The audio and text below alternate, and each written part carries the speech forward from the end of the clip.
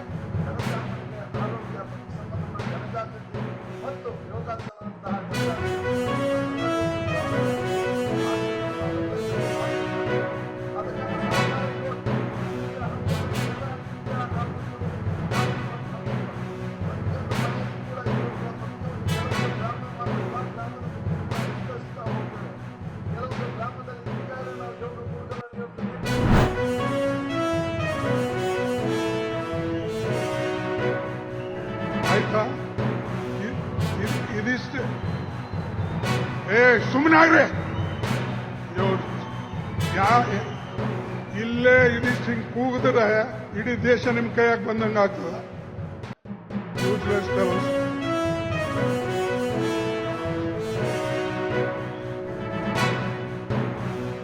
ಯಾವಾಗಲೂ ಇದು ಕಾಂಗ್ರೆಸ್ ಪಕ್ಷದ ಇದು ಮೀಟಿಂಗ್. ಇದರಲ್ಲಿ ಯಾವ ಒಂದು ವ್ಯಕ್ತಿ ಮತ್ತು ಮೀಟಿಂಗ್ ಅಲ್ಲ, ಎಲ್ಲರೂ ಸೇರಿ ಪಕ್ಷಕ್ಕೆ ಒಂದುಗೂಡಿಸ್ತಕ್ಕಂಥ ಫಂಕ್ಷನ್ಸ್ ಇದು.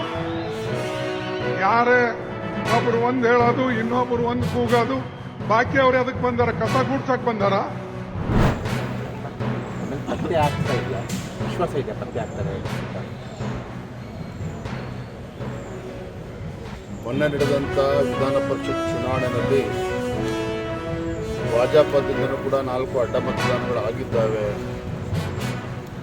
ಅನ್ನೋ ಚರ್ಚೆ ಮಾಧ್ಯಮದಲ್ಲೂ ಕೂಡ ನಡೀತಾ ಇದೆ, ಪತ್ರಿಕೆಗಳಲ್ಲೂ ಕೂಡ ಬಂದಿದೆ, ದೃಶ್ಯ ಮಾಧ್ಯಮಗಳಲ್ಲಿ ಬಂದಿದೆ. ಸಾಮಾಜಿಕ ಜಾಲತಾಣದಲ್ಲೂ ಕೂಡ ಅತಿ ಹೆಚ್ಚು ಚರ್ಚೆ ಆಗ್ತಾ ಇದೆ. ರಾಜ್ಯದಲ್ಲಿ ಇವತ್ತು ನಮ್ಮ ಕಾರ್ಯಕರ್ತರು ನಮ್ಮ ಶಾಸಕರ ನಡವಳಿಕೆ ಬಗ್ಗೆ ಭಾಳ ಬೇಸರವನ್ನು ವ್ಯಕ್ತಪಡಿಸ್ತಾ ಇದ್ದಾರೆ. ನಮ್ಮ ಭಾಜಪದ 63 ಶಾಸಕರ ಮೇಲೂ ಕೂಡ ಒಂದು ರೀತಿಯ ಅನುಮಾನ ಹುಟ್ಟಾಕುವಂಥ ಕೆಲಸ ಇದರಿಂದ ಆಗಿದೆ. ರಾಜ್ಯದ ಅಧ್ಯಕ್ಷನಾಗಿ ನನಗೂ ಕೂಡ ಈ ಬೆಳವಣಿಗೆ ಸಾಕಷ್ಟು ಬೇಸರ ತಂದಿದೆ. ನಂಬದೆಲ್ಲ ನಾನು ಇವತ್ತು ಬೆಳಗ್ಗೆ ಮೂರು ಗಂಟೆಗೆ ಎದ್ದು ಕೂತಿದ್ದೆ.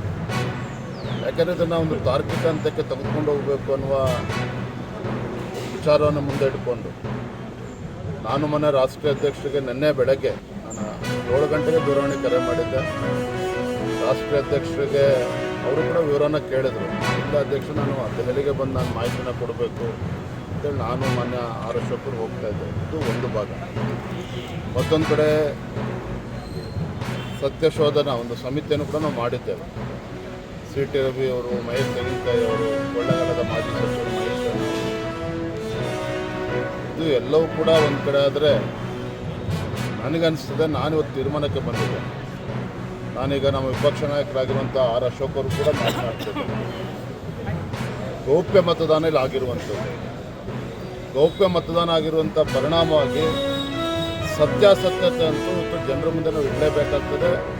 ಪಕ್ಷದ ಗೌರವವನ್ನು ಕೂಡ ಉಳಿಸಬೇಕಾಗಿದೆ. ಕಾರ್ಯಕರ್ತರಿಗೆ ಇವತ್ತು ನೆಮ್ಮದಿಯನ್ನು ಕೂಡ ತರುವಂಥ ಕೆಲಸ ಆಗಬೇಕಾಗಿದೆ. ನಾನು ಇವತ್ತು ತೀರ್ಮಾನ ಮಾಡಿದ್ದೇನೆ. ನಮ್ಮ ವಿಪಕ್ಷ ನಾಯಕರು ಆರ್ ಅಶೋಕ್ ಅವರು ಕೂಡ ಮಾತನಾಡ್ತೇನೆ. ಅತಿ ಶೀಘ್ರದಲ್ಲೇ ಸಾಧ್ಯ ಆದರೆ ಈ ಮುಂದಿನ ವಾರದಲ್ಲೇ ಧರ್ಮಸ್ಥಳದಲ್ಲೇ ನಮ್ಮ ಶಾಸಕ ಪಕ್ಷ ಸಭೆಯನ್ನು ಕರಿಬೇಕು. ಅಲ್ಲಿ ಕರೆದು ಯಾರಿವತ್ತು ಶಾಸಕರು ತಾಯಿಗೆ ದ್ರೋಹ ಬಗೆಯುವಂಥ ಕೆಲಸವನ್ನು ಮಾಡಿದ್ದಾರೆ, ಅದು ಯಾರೇ ಆಗಿರಲಿ, ನಾವು ಎಷ್ಟೇ ದೊಡ್ಡವರಾದರೂ ಕೂಡ ನಾವೆಲ್ಲರೂ ಕೂಡ ದೇವರನ್ನು ನಂಬ್ತಕ್ಕಂಥದ್ದು. ಧರ್ಮಸ್ಥಳ ಶ್ರೀ ಕ್ಷೇತ್ರಕ್ಕೆ ಬರಬೇಕು, ನಾವು ಶಾಸಕ ಪಕ್ಷ ಸಭೆ ಆಗಬೇಕು, ಅಲ್ಲಿ ಸತ್ಯದ ಬಗ್ಗೆ ಗೊತ್ತಾಗಬೇಕು, ಆ ಶ್ರೀ ಕ್ಷೇತ್ರದಲ್ಲಿ ತೀರ್ಮಾನ ಆಗಬೇಕು. ಇದು ನಾನಂತೂ ನಿರ್ಧಾರ ಮಾಡಿದ್ದೇನೆ. ನಾನು ವಿಪಕ್ಷ ನಾಯಕರು ಕೂಡ ಮಾತನಾಡ್ತೇನೆ. ಆ ನಿಟ್ಟಿನಲ್ಲಿ ಅತಿ ಶೀಘ್ರದಲ್ಲೇ ಶಾಸಕ ಪಕ್ಷ ಸಭೆ ಕರಿಬೇಕು ಅಂತೇಳಿ ನಾನು ಸಂಘಟನೆ ಖಂಡಿತ ನೋಡಿ, ನನ್ನ ಮನಸ್ಸಾಕ್ಷಿ ಅಂತೂ ಒಪ್ತಾ ಇಲ್ಲ ಇದು.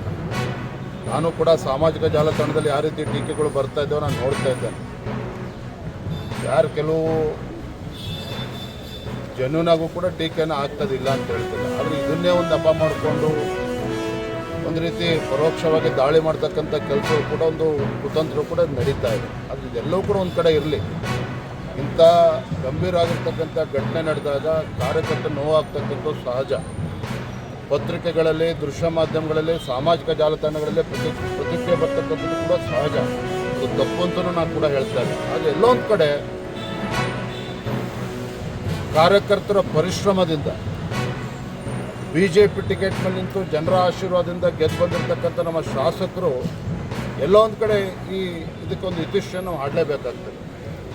ಹಾಗಾಗಿ ನಾನು ಈಗಾಗಲೇ ತೀರ್ಮಾನ ಮಾಡಿದ್ದೇನೆ. ನಾನು ಹಾಗಾಗಿ ಮತ್ತೆ ಈಗ ನಾನು ಮಾನ್ಯ ಆರ್ ಅಶೋಕ್ ಕೂಡ ಚರ್ಚೆ ಮಾಡೋದೇನಿಲ್ಲ.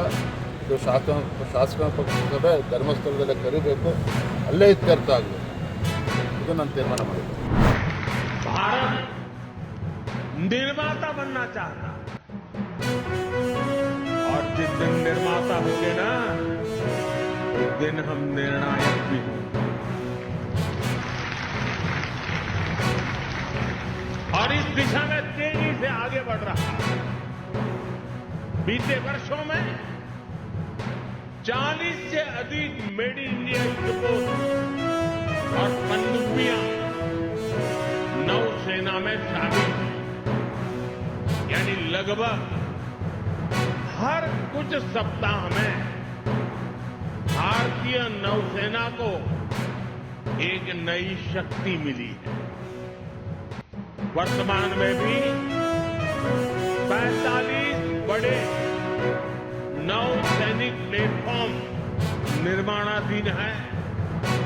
यह केवल संख्या नहीं है, यह भारत की औद्योगिक क्षमता का प्रमाण है। यह भारत के भविष्य का संकेत है। ತಾವೆಲ್ಲ ಇಲ್ಲಿವರೆಗೆ ಸುದ್ದಿಗಳನ್ನು ನೋಡಿದಿರಿ, ಜೊತೆಗೆ ವಿಶೇಷ ಘಟನೆಗಳನ್ನು ಸಹ ನೋಡಿದಿರಿ. ಅದು ನಿಮಗೇನು ಅನ್ನಿಸ್ತು? ನಿಮಗೆ ಲೈಕ್ ಮಾಡಿರಿ, ಶೇರ್ ಮಾಡಿರಿ, ಕಾಮೆಂಟ್ ಮಾಡಿರಿ, ಜೊತೆಗೆ ಸಬ್ಸ್ಕ್ರೈಬ್ ನಿಲ್ಲಿಸ್ಬೇಡ್ರಿ. H16 ನ್ಯೂಸ್ ಅರ್ಥಾತ್ ಸತ್ಯದ ಕೈಗೊಂಡು ವಂದನೆಗಳು.